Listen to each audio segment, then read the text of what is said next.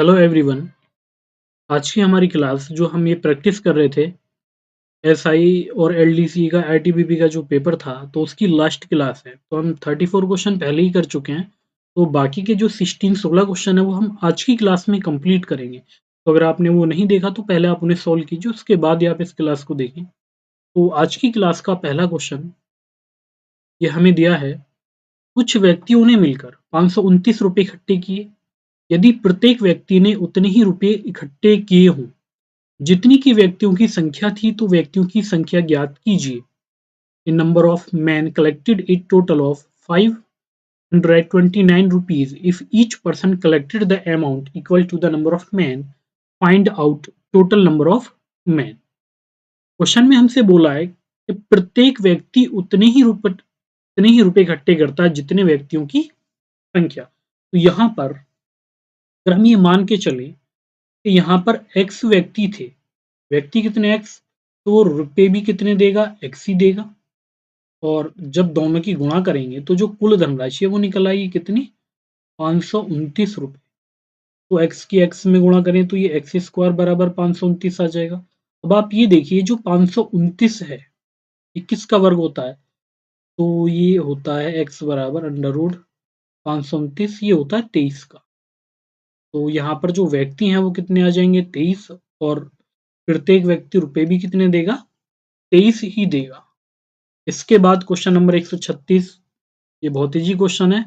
48 का 75% क्या होगा, यानी व्हाट इज 37 और 75% ऑफ 48। तो हमें निकालना था यहाँ पर 48 का 75। 75 को तो हम 3/4 भी लिखते हैं। तो 4 से 48, 12 और 12 थी 36, 36 हमारा आंसर आ जाएगा। के बाद हम नेक्स्ट क्वेश्चन पर आएंगे, क्वेश्चन नंबर 137। क्वेश्चन नंबर 137 ये दिया है, 20% एल्कोहल का 15 लीटर मिश्रण, यदि इसमें 3 लीटर पानी और मिला दिया जाए तो बने मिश्रण में एल्कोहल का प्रतिशत क्या है। If 3 liters of water is mixed into 15 liters of 20% alcohol, find out the percentage of alcohol in the mixture। देखो सबसे पहले तो आप ये देखिए कि 15 लीटर का मिश्रण है और इसमें 20% एल्कोहल है। तो सबसे पहले आप इसमें एल्कोहल का पता करिए। तो अगर हम यहाँ पर एल्कोहल निकालते हैं तो हम क्या करेंगे, ये जो हमें 15 लीटर दिया है हम इसका निकालेंगे 20%, जो कि 1/5 होगा। तो ये कितना हो जाएगा, 3 लीटर। तो एल्कोहल 3 आ जाएगी। अब हमें बताना है कि जो हमारा न्यू मिक्सचर है उसमें एल्कोहल का परसेंट क्या होगा। एल्कोहल का परसेंट देखो जब हम उसमें पानी मिलाएंगे तो एल्कोहल तो 3 ही रहेगी, लेकिन पहले मिश्रण कितना था 15 लीटर, 3 लीटर हमने इसमें पानी मिला दिया तो अब मिश्रण कितना होगा 18 लीटर। परसेंट के लिए क्या कर देंगे, गुणा 100 करेंगे। अब 3 से 18 को डिवाइड करेंगे 6 बार, और ये 2 से 3 बार डिवाइड होगा, और ये 2 से 50 बार। तो बराबर ये कितना आ जाएगा, 50/3 या 16 सही 2/3%, या इसी को हम लिख सकते हैं 16.67%। तो हमारा आंसर आएगा डी ऑप्शन।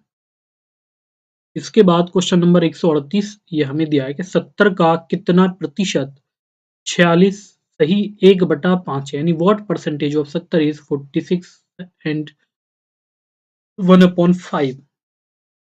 अब देखो इसको आप चाहो तो इसी तरीके से लिख लो जैसे क्वेश्चन में बोला गया है। हमसे बोला गया 70 का कितना परसेंट, हमने मान लिया x%, तो x/100 लिखेंगे, बराबर कितना है 46 सही 1/5। तो अगर हम इसको सोल्व करके लिखें तो ये बनेगा 5 छंग 30 और 5 चौक 20, 231/5। कितना बनेगा, 231/5 ही बनेगा।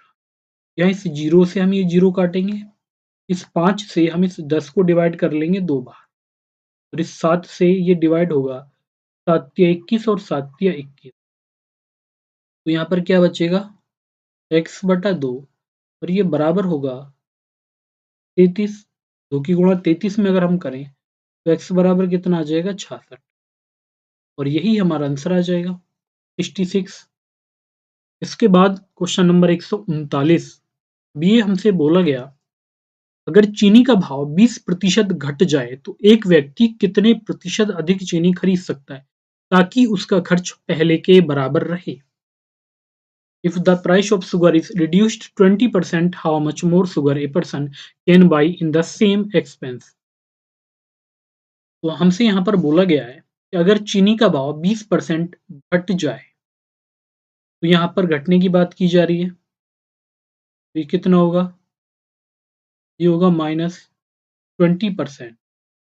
20% और 20% की फ्रैक्शन क्या होगी?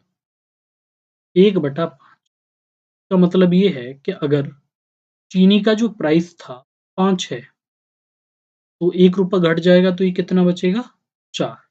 लेकिन अगर हम इसकी मात्रा की बात करते हैं तो वो होगी उल्टी। यानी अगर प्राइस घटेगा तो सेम अमाउंट में चीनी अगर पहले 4 किलोग्राम आ रही थी तो अब कितनी आएगी? 5 आएगी। तो यहाँ पर हमने देखा चीनी की मात्रा कितनी बढ़ी? 1 बढ़ जाती है मूल्य घटने पर। तो 1 बढ़ेगी किस पर? 4 पर, और यहाँ पर आ जाएगा गुणा 100। तो 4 से अगर 100 को डिवाइड करें तो जो हमारा आंसर है कितना आएगा? 25% आ जाएगा सी ऑप्शन। या फिर मैंने आपको बताया था कभी भी ऐसा क्वेश्चन आ जाए तो आप क्या करें, जो भी कमी या वृद्धि वो आप लिखें, अगर कमी है तो 100 में से घटा के लिखिए और परसेंट के लिए यहाँ पर गुणा 100 कर दें। तब भी हमारा आंसर कितना आएगा? 25% ही आएगा, यानी ये नहीं बदलेगा। उसके बाद हम आएंगे क्वेश्चन नंबर 140 पर। क्वेश्चन नंबर 140 हमें दिया है, यदि कोई धन 3 वर्ष में चक्रवृद्धि ब्याज से 8,820 रुपए तथा 4 वर्ष में 9,261 रुपए हो जाए, तो हमसे पूछा गया तो दर ज्ञात कीजिए। तो हमें क्या ज्ञात करना है? दर। At compound interest an amount compounds to 8,820 rupees in 3 years and 9,261 rupees in 4 years। तो यहाँ पर सबसे पहले तो आप ये देखिए, ये जो हमें 3 वर्ष में बोला गया, हमसे बोला गया 3 वर्ष। 3 वर्ष में कितना हो जाता है? 8,820 रुपए। और ये 4 वर्ष में कितना हो जाता है? 4 ईयर्स, 4 वर्ष में 9,261 रुपए ही हो जाता है। तो यहाँ पर हम ये देख सकते हैं कि 1 साल में जो ब्याज है वो कितना है, तो ये 1, 6 में से 2 घटाएँगे तो 4 और 12 में से 8 घटाएँगे तो 4। तो ब्याज कितना मिलेगा? 441। अब ये 441 ₹441 का ब्याज हमें किस पर मिलेगा? 8,820 पर मिलेगा। और अगर हमें यहाँ पर निकालना है परसेंट तो हम करेंगे गुणा 100। तो 0 से 0, 441 से 882 2 बार और 2 से ये 10 डिवाइड होगा 5 बार। तो यहाँ पर जो हमारा आंसर है वो कितना आ जाएगा? 5%। कितना आ जाएगा? 5% आ जाएगा। इसके बाद आते हैं हम क्वेश्चन नंबर 141। ये हमें दिया है 500 रुपए पर 3 वर्षों का 4% की दर से साधारण तथा चक्रवृद्धि ब्याज का अंतर ज्ञात करें।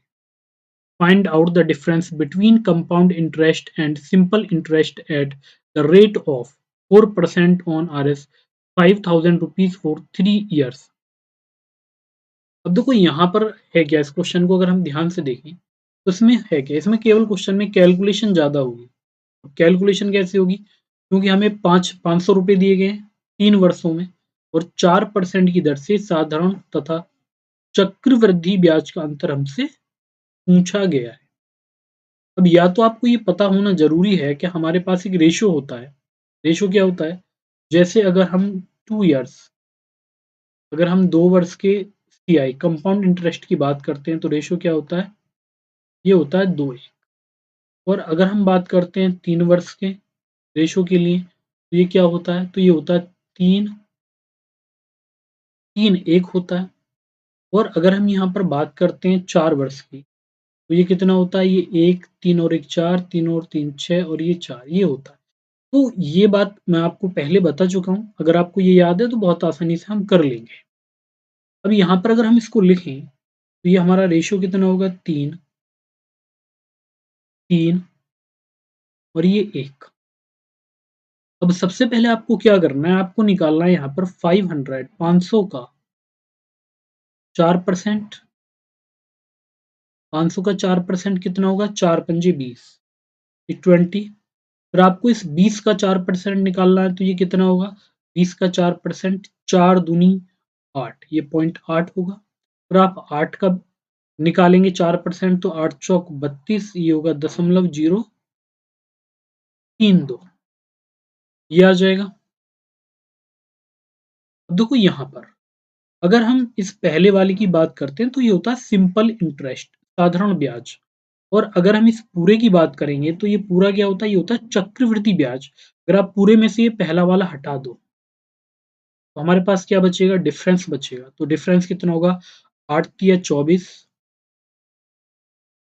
8 तिया 20 का अगर हम 8% निकालते हैं, 4%, अगर हम 20 का 4% निकालें, 0 से 0, 4 दूनी 8, ये 0.8 होगा। और अगर हम इस 0.8 का फिर से 4% निकालते हैं तो ये 8 चौक 32, यही आएगा। तो ये कितना बनेगा, 8 तिया 24, तो ये आ जाएगा 2.4 और फिर प्लस ये कितना होगा, 0.032, तो ये 2, 3 का 3 रहेगा, इधर 4 आ जाएगा और ये 2 आएगा। तो हमारा आंसर कितना आएगा, 2.43 आएगा। तो ये सबसे सिंपलेस्ट तरीका है इस क्वेश्चन को करने का, इससे इजी और कोई तरीका नहीं है। अब इसके बाद हम आते हैं क्वेश्चन नंबर 142। ये दिया है 3 संख्याओं का औसत 7 है। यदि पहली 2 संख्याओं का औसत 5 हो तो तीसरी संख्या क्या होगी। The average of 3 numbers is 7, average of first 2 number is 5, find out the third number. हमसे कहा गया कि 3 संख्याएं हैं, 3 संख्याएं और इनका जो एवरेज है वो कितना है, 7। तो इनका जो सम होगा तीनों का वो कितना होगा, 7 या 21। अब हमसे ये भी कहा गया कि जो पहली 2 संख्याएं हैं इनका एवरेज कितना है, 5। तो इनका सम कितना होगा, 5 दूनी 10 होगा। तो यहाँ पर जो तीसरी संख्या होगी वो कितनी, 11 होगी, यानी 3 में से 2 घटाएंगे तो। के बाद हम आएंगे क्वेश्चन नंबर 143। क्वेश्चन नंबर 143 हमें दिया है कि किसी हफ्ते सोमवार, मंगलवार और बुधवार का औसत तापमान 45 डिग्री था और मंगलवार, बुधवार और गुरुवार का औसत तापमान 40 डिग्री था। यदि गुरुवार का तापमान 47 डिग्री था तो सोमवार का तापमान कितना था। इन a week the average temperature of Monday, Tuesday and Wednesday was 45 degree and the average temperature of Tuesday, Wednesday and Friday was 46 degree. If the temperature on Thursday was 47 degree, find out the temperature on Monday. तो हमसे बोला गया सोमवार, मंगलवार और बुधवार, तो हम इसको लिख सकते हैं। सोमवार को M, मंडे, मंगलवार को T, ट्यूसडे और बुधवार को वेडनेसडे, तो WD, ये लिख सकते हैं। इसके बाद इनका जो एवरेज हमें गिवन है क्वेश्चन में वो कितना है, 45। इसके बाद हमसे कहा गया मंगलवार, बुधवार और गुरुवार, थर्सडे, इसका टेम्परेचर कितना, 46 है, ये हमें दिया है। तो सबसे पहले हमें क्या करना है, अंतर। अब देखो यहाँ ऊपर भी 3 दिन, यहाँ भी 3 दिन, तो हम यहाँ एवरेज में डिफरेंस देखेंगे तो ये कितना, 1 और दिन कितने हैं एक लाइन में, 3, तो 3 से गुणा कर लेंगे। लेकिन आपको याद रखना हम हमेशा बड़ी संख्या में से छोटी संख्या घटाएंगे, तो ये दोनों तो कट ही जाएंगे प्लस माइनस की वजह से। तो इधर क्या बचेगा, थर्सडे, और यहाँ क्या बचेगा, मंडे, और बराबर जो डिफरेंस होगा वो आएगा 3। अब हमें क्वेश्चन में थर्सडे तो दिया है तो हमें तो मंडे का निकालना है। तो ऐसा करिए, आप मंडे को इधर ले जाइए, इसको इधर। तो जो ये थर्सडे है, थर्सडे कितना था, 47, 47 माइनस 3 और बराबर क्या आ जाएगा, M। तो जो मंडे का टेम्परेचर होगा वो कितना होगा, 44 डिग्री सेल्सियस, ये आ जाएगा। इसके बाद हम आएंगे क्वेश्चन नंबर 144 पर, और ये हमें दिया है कि किसी वृत्त की त्रिज्या 10% कम कर दी जाए तो क्षेत्रफल कितने प्रतिशत कम हो जाएगा। If the radius of a circle is reduced by 10%, what percent the area will reduce? देखो यहाँ पर सबसे पहले तो आप ये देखिए जो वृत्त का एरिया है वो डिपेंड किस पर करता है, यानी वो किस पर निर्भर है। तो फॉर्मूला क्या होता है, पाई आर स्क्वायर। तो पाई तो कांस्टेंट वैल्यू है, इससे कोई फर्क पड़ेगा नहीं, लेकिन आर की त्रिज्या अगर ये घटेगी तो एरिया घटेगा, अगर ये बढ़ेगी तो एरिया बढ़ेगा। और ये किसको कम करता है, रेडियस को इसने कम कर दिया। यहाँ पर क्या आर स्क्वायर, इसका मतलब हमें त्रिज्या 2 बार लेनी है। तो यहाँ पर 10% की कमी, 10% को हम क्या लिख सकते हैं, 1/10। यानी अगर ओरिजिनल त्रिज्या 10 थी तो हम इसमें कमी कितनी करेंगे, 1 की, तो ये 9 बचेगी। अब जब ये आर स्क्वायर है तो हमें ये 2 ही बार लिखना है। अगर आर क्यूब होता हम इसको 3 बार लिखते, रेडियस गुणा कर लेंगे तो ये 100 और 9 ने 81। तो यहाँ पर जो कमी है वो कितने की है, 19% की कमी होगी। आप फॉर्मूला लगा लीजिए, जब दोनों कमी हो तो 10 + 10 माइनस 10 गुणा 10 और बटा 100, तो ये तो पूरा कट ही जाएगा। और ये अगर हम 20 में से 1 घटाएंगे तब भी कितना आएगा, ये 19% ही आएगा। इसके बाद आएंगे हम क्वेश्चन नंबर 145, तो देख लेते हैं इसे। ये हमें दिया है, किसी काम को ए 9 दिन में, बी 10 दिन में तथा सी 15 दिन में अलग अलग कर सकते हैं। बी और सी ने मिलकर 2 दिन तक काम किया, यदि शेष काम को ए पूरा करता है तो कितने दिन में वह पूरा कर लेगा। He finishes a task in 9 days, B in 10 days and C in 15 days. B and C work together for 2 days. How much time it will take to finish the rest of the work? यानी हमें दिया गया है कि ए किसी काम को करता है 9 दिन में। ये क्या कर रहा है, यहाँ पर 9 दिन में काम कर लेता है, और बी 10 दिन में करता है और सी करता है 15 दिन में। सबसे पहले अगर हम बात करते हैं ए की, यहाँ पर जो ए हमें गिवन है, ए करता है 9 दिन में, और यहाँ पर बी करता है 10 दिन में, और सी करता है 15 दिन में। तो जब हम इनका एलसीएम लेंगे 9, 10, 15 का, तो ये कितना आ जाएगा, ये आ जाएगा 90। 9 से 90 को डिवाइड करें 10 बार, 10 से 90 को करेंगे 9 बार, और 15 छिक्के होते हैं 90। फिर हमसे कहा गया कि यहाँ पर बी और सी ये 2 दिन काम करते हैं, बी और सी। तो बी सी कितना काम करेंगे, 15 एक दिन में, और इन्होंने 2 दिन काम किया तो ये कितना काम कर देंगे, 30 काम ये कर देंगे। अब शेष काम कौन करे भाई, शेष काम बचा कितना, नहीं जो रिमेनिंग वर्क है, अगर हम टोटल काम देखें तो ये 90 पेज थे और 30 पेज बीसी कर चुके हैं, तो बचेगा कितना, 60। इस 60 को कौन करेगा, ए। अगर ये 60 काम ए करे तो ए क्या करता है, ए एक दिन में करता है 10 पेज, तो 60 को कितने दिन में कर देगा, 6 डेज में कर देगा, 6 दिन। तो जो हमारा आंसर होगा, आंसर क्या आ जाएगा, 6 दिन आएगा। तो इस तरीके से ये क्वेश्चन हमें करना था। इसके बाद हम आएंगे क्वेश्चन नंबर 146। क्वेश्चन नंबर 146 हमें दिया गया कि 2 पाइप किसी टंकी को अलग-अलग 20 और 25 मिनट में भर सकते हैं। यदि दोनों पाइपों को इकट्ठे खोल दिया जाए तो टंकी के भरने में कितना समय लगेगा। 2 pipes separately fills a tank in 20 minutes and 25 minutes respectively. In how much time the tank will fill if both the pipes are opened together? तो हमसे बोला गया है कि 2 पाइप हैं, किसी टंकी को अलग-अलग 20 और 25 मिनट में भर सकते हैं। 2 पाइप यहाँ पर क्या करते हैं, दोनों पाइप भरने वाले हैं। तो जो हमारा पहला पाइप है, फर्स्ट, ये कैसा भरने वाला। इसके बाद अगर हम बात करते हैं दूसरे पाइप की, तो ये भी कैसा है, भरने वाला।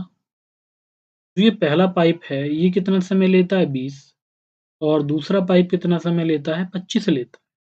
तो अगर हम इस 20 और 25 का एलसीएम लें तो ये कितना आ जाएगा, 20 25, ये आएगा 100, यानी 100 इनका एलसीएम आएगा। तो ये 20 पंजे 100 और 25 चौका 100। तो हमसे कहा गया दोनों पाइपों को इकट्ठे खोल दिया जाए। देखो दोनों पाइपों को एक साथ खोला गया तो टोटल पानी यहाँ पर था 100 लीटर, और जबकि ये खोले गए तो 9। ये बराबर कितना आ जाएगा, 11 सही 1/9 मिनट हमारा आंसर आ जाएगा। तो इस तरीके से ये भी क्वेश्चन हो जाएगा। इसके बाद हम आएंगे क्वेश्चन नंबर 147। 100 मीटर लंबी एक रेलगाड़ी 60 मीटर प्रति मिनट की चाल से इसी टेलीफोन के खंभे को कितने समय में पार करेगी? A 100 meter long train is traveling at the speed of 60 km per hour. How much time it will take to cross a telephone pole? A telephone pole. 100 metre लंबी एक रेलगाड़ी 60 मीटर प्रति मिनट की चाल से इसी टेलीफोन के खंभे को कितने समय में पार करेगी? अब देखो यहाँ पर लॉजिक क्या है, पहले तो आप वो समझिए। देखो हमें क्या निकालना था, हमें निकालना है टाइम। हमें क्या निकालना है यहाँ पर? टाइम निकालना है। तो अगर आपको समय निकालना है तो टाइम के लिए जो हमारा फॉर्मूला काम करेगा, फॉर्मूला तो एक ही होता है, बस हम क्या करते हैं उसमें हम पक्षांतर करते रहते हैं। तो टाइम बराबर होगा डिस्टेंस अपॉन स्पीड। अभी अगर हम डिस्टेंस देखें तो ये कितनी है 100, और अगर स्पीड को आप देखें तो ये 60 है। अब स्पीड हमारी कितनी आ जाएगी? 60 आएगी। जब आप 60 से इसको डिवाइड करोगे तो यही रहने वाला है। अब यहाँ पर जो ये हमारा समय है ये किस में है? मिनट में, लेकिन हमें तो ये सेकंड में लेकर आना था। किस में लेकर आना है हमें? सेकंड में।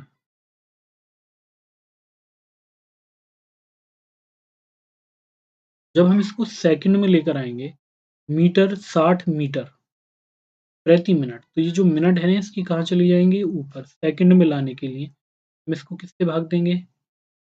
60 से भाग देंगे। यानी 60 मीटर प्रति मिनट है ये। तो ये 60 से ये 60 कट जाएगा, तो बराबर जो हमारा आंसर है वो कितना आएगा? 100। कितना आ जाएगा? 100 सेकंड आ जाएगा। अब इसके बाद हमारा क्वेश्चन नंबर 148 आता है। ये हमें दिया है, यदि एक लड़का 8 किलोमीटर प्रति घंटा से दौड़ता है तो उसको 160 मीटर लंबे और 140 मीटर चौड़े आयताकार मैदान के 4 चक्कर लगाने में कितना समय लगेगा? तो सबसे पहले हमसे क्वेश्चन में बोला गया है, ये boy is running at the speed of 8 kilometre per hour. How much time he will take to complete 4 rounds of a ground which is 160 metres long and 140 metres wide. अब देखो यहाँ पर क्वेश्चन में है क्या, पहले तो आप वो समझिए। यहाँ क्वेश्चन में ये होगा कि अगर हम बात करते हैं रेक्टेंगल की, एक आयताकार मैदान की, तो आयताकार मैदान का अगर कोई चक्कर लगाएगा तो वो केवल इन साइडों के ही तो चक्कर लगाएगा, और इसको अगर हम ऐड करें तो ये परिमाप होगा। और जो आयत का जो परिमाप होता है पेरीमीटर, वो क्या होता है? 2l+b होता है। तो यहाँ पर ये 2। अब लंबाई कितनी है यहाँ पर? 160, और चौड़ाई कितनी है? 140। तो ये 300 दूनी कितना आ जाएगा? ये आ जाएगा 600 मीटर। यानी यहाँ पर अगर हम एक चक्कर की बात करते हैं तो ये 600 मीटर का बनेगा। अब हमसे बोला गया इसे कितना समय लगेगा 4 चक्कर लगाने में। तो अगर हम टाइम निकालें यहाँ पर तो एक राउंड कितने का? 600 का। 4 लगाने तो गुणा 4 कर देंगे। इसके बाद अगर हम स्पीड की बात करें तो ये कितनी होगी? 8 किलोमीटर पर आवर। अगर इसको मीटर पर सेकंड में कन्वर्ट करें तो ये 5/18 चला जाएगा ऊपर, ये सेकंड में आएगा। अब 4 से 8 को डिवाइड करें, 4 दूनी 8, तो 5 दूनी 10 से ये भी कट जाएगा। तो यहाँ पर ये कितना होगा? 60 गुणा 18। ये है सेकंड। इसको फिर से मिनट में कन्वर्ट करिए, 60 से 60 कटेगा और बराबर कितना आ जाएगा? 18 मिनट हमारा आंसर आ जाएगा। इसके बाद हम आएंगे क्वेश्चन नंबर 149 पर, और ये हमें दिया है कि यदि 10% वार्षिक ब्याज की दर से किसी धन का 4 वर्ष में साधारण ब्याज 4,000 रुपए हो तो वह धन ज्ञात करें। Find out the principal amount if at 10% of annual simple interest its interest is 4,000 in 4 years। हमसे बोला गया कि साधारण ब्याज 4,000 रुपए। देखो यहाँ पर अगर आप लॉजिकली समझें, हमें ये पता है कि जो एक साल में ब्याज है वो 10%, यानी हर साल 10% का ब्याज मिलेगा, तो 4 साल में ब्याज कितना होगा? 40% ब्याज हो जाएगा। लेकिन हमें क्वेश्चन में जो रुपए में ब्याज दिया है वो कितना दिया है? 4,000 रुपए दिया है। तो यहाँ से अगर आप 1% की वैल्यू निकालें तो ये कितना आ जाएगा? 100 आएगा। जबकि हमें मूलधन निकालना है, यानी 100% का मान, तो ये कितना आ जाएगा? ये आ जाएगा 10,000, 10,000 रुपये आ जाएगा। इस तरीके से हम ये क्वेश्चन बना लेंगे। तो ये भी एक आसान क्वेश्चन था। और अब ये हमारा इस सेट का लास्ट क्वेश्चन है और ये दिया है 15 मीटर लंबा और 4 मीटर चौड़ा एक कमरा है जिसकी ऊंचाई 3 मीटर है। इसमें एक दरवाजा है जो 1.2 मीटर चौड़ा और 2.5 मीटर ऊंचा है। इस कमरे को और छत के अंदर से रंग लगाना है। तो रंगाई क्षेत्रफल वर्ग मीटर में बताइए। A room is 15 meter long and 4 meter wide. The height of room is 3 meters. There is a 1.2 meter wide and 2.5 meter high door in this room. This room along with its roof has to be painted from inside. Find out total area in square meter which has to be painted. यानी 15 metre लंबा और 4 metre चौड़ा एक कमरा है। सबसे पहले अगर हम बात कमरे की कर लें तो इसकी जो लंबाई हमें गिवन है क्वेश्चन में, लंबाई हमें कितनी दी गई 15 मीटर, चौड़ाई हमें कितनी दी गई 4 मीटर और इसकी जो हाइट है y वो कितनी है, ऊंचाई वो हमें दी गई 3 मीटर। तो हमसे कहा गया कमरे को और छत को अंदर से रंग लगाना है। देखो सबसे पहले तो आप ये देखिए, अगर हम चारों दीवारों का क्षेत्रफल निकालें तो उसका फॉर्मूला होता है 2l plus B into H होता है। तो यहाँ पर 2, अब हमें l कितना दिया गया 15 प्लस 4 और हाइट कितनी है 3, तो 15 और 4 19 दूनी 38 और 38 दिया, या 3 दूनी 6 19 छक्के कितना आ जाएगा 114। ये आ गया चारों दीवारों का। इसके बाद हमें निकालना है अब छत का। तो छत की एक तो हमें लंबाई लेनी होगी और एक चौड़ाई, जो कि क्या होता है एल भी होता है। 15 चौका 60,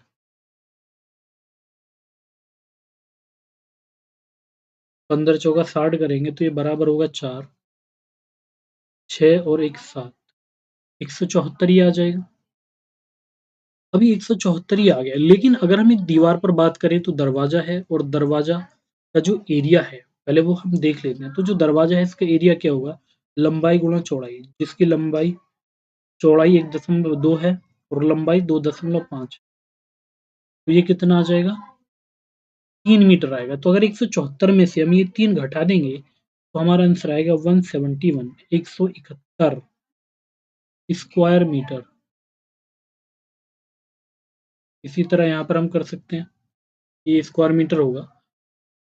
तो हमारे 50 क्वेश्चन थे सेट के कंप्लीट हो चुके हैं। तो आप सभी इसकी अच्छे से प्रैक्टिस करें।